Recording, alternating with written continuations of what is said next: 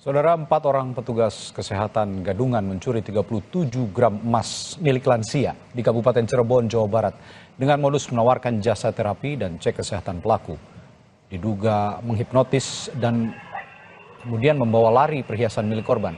Aksi para pelaku yang terdiri dari 3 perempuan dan seorang laki-laki ini terekam CCTV. Keempatnya mengaku sebagai petugas kesehatan dan menawarkan terapi lanjut usia. Termakan bujuk rayu pelaku, korban kemudian melepas perhiasannya dengan alasan akan diterapi. Pemilik baru menyadari cincin dan seluruh perhiasan hilang saat pelaku sudah melarikan diri.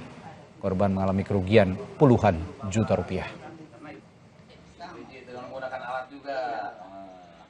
Bu, ini mau terapi ya Bu, dicek dulu, ini darahnya dicek, itu darahnya 120. Iya, saya juga 170. Lalu kayak gitu saya, Bu, mau diterapi, mau disetrum, ini kan duduk kayak gini ya Bu, ya nanti kan nyetrum, di dalamnya dicopot Bu, dalam copot saya simpan di dalam, masuk di dalam situ. Lalu masih pakai cincinnya dicopot Bu.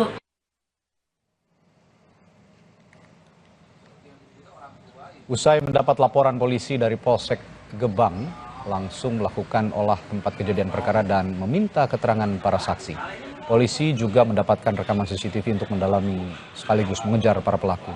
4 pelaku memiliki peran berbeda dalam menjalankan aksi ini. Bapak waktu itu tapi dipijit ya dengan menggunakan alat itu. Salah kejadian penipuan dengan cara hipnotis. Jadi mereka pelaku berjumlah 4 orang, kemarin datang sekitar jam 11. Nah, sebelum memberikan terapi dengan menggunakan alat tersebut, dari salah satu pelaku itu bilang bahwa itu tolong cincin dengan gelangnya disimpan karena nanti akan setrum, sehingga ibu itu nurut. Ya, si korban itu nurut. Setelahnya mereka pulang keluar dari rumah tersebut, dari rumah ini, si ibu tuh melihat cincin dengan gelang yang ada di tadinya disimpan di laci di kamarnya itu hilang.